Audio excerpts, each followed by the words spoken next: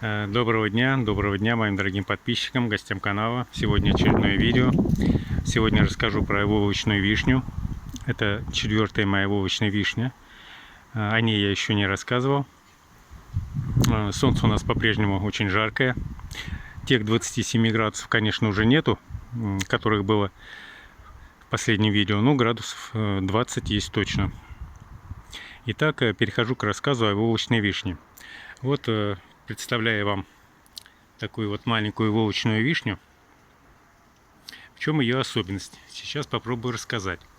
Когда я ее брал в этом году, она была как саженец высотой около метра. Но, к сожалению, манилиоз поразил ее весной, и мне пришлось ее обрезать. Причем обрезать очень серьезно. Сейчас объясню как. То есть она была высотой примерно вот на этом уровне. Сейчас уже этого уровня нету, потому что он срезан. Затем манилиоз поразил вовочную вишню, мне пришлось ее потихоньку обрезать. Обрезал я ее частями, 3 или 4 раза. То есть жалко было полностью обрезать. Сначала я обрезал вот так примерно. Манилиоз не остановился и шел ниже. То есть был выход или потерять дерево, или резать дальше. То есть я выбрал резать дальше, чтобы оставить живых. То есть вот смотрите, сколько я прорезал и где я ее срезал. Вот здесь вот, видите, вот здесь было срезано. Фактически, вот смотрите, до земли уже немножко. Вот этим способом я спас вовочную вишню. Больше вариантов не было. Теперь что произошло? Смотрите, как она разрослась шикарно. Я поставил арматуру в середину дерева и прикрепил все ветви к этой арматуре. Причем на 2 уровнях.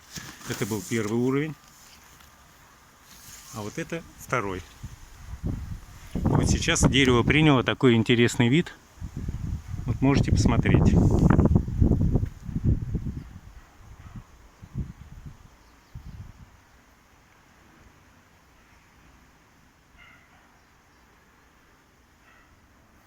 Сегодня 13 октября у нас. Смотрите, как оно хорошо выглядит.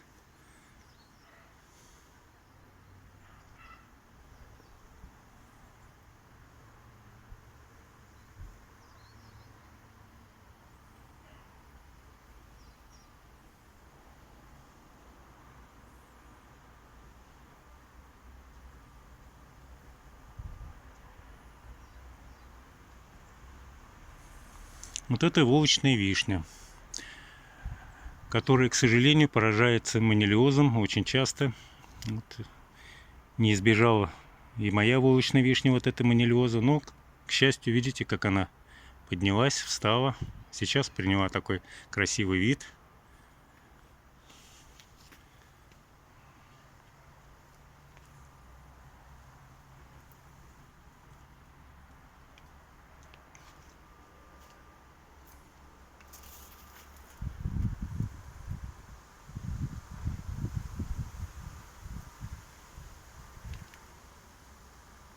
Очень оригинальное решение, я считаю, через арматуру, которая установлена в центре, подтянуть все ветки, чтобы не ломались от ветра и так просто при прохождении мимо.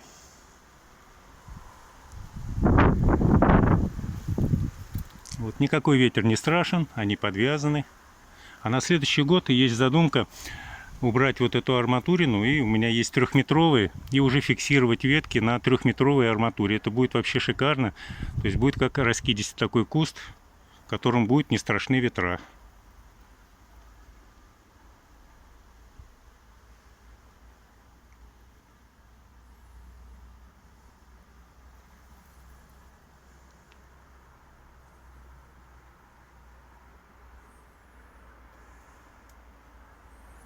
В этом году вишен, конечно, не было, так как саженец был совсем маленький, годовалый. То есть на следующий год, я думаю, что вишни будет нормально.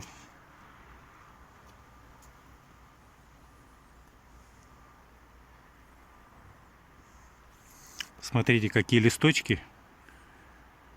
Никаких признаков парши, гнили, каких-то вредителей, ничего нету. Была обработана 3 раза, естественно. Для 13 октября держится шикарно, согласитесь.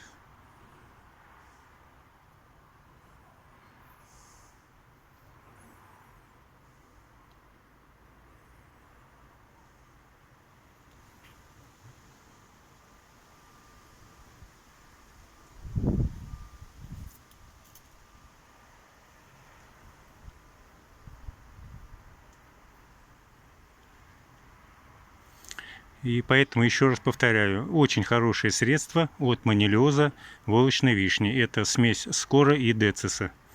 Вот как раз этой смесью была обработана вишня моя волочная. И видите, как она жива. Но пришлось, правда, центральный ствол срезать очень серьезно. Потому что в этих случаях срезается почти до основания. Если это ветка боковая, а если ствол, то как можно ниже.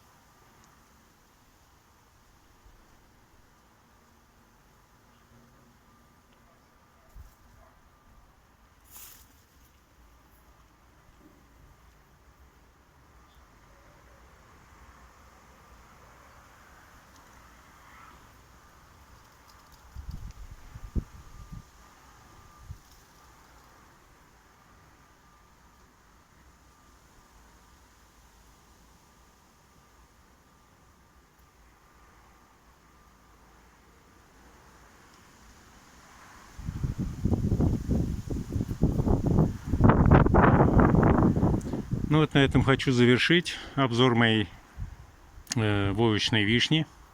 Самой маленькой, но самой красивой, такой грациозной.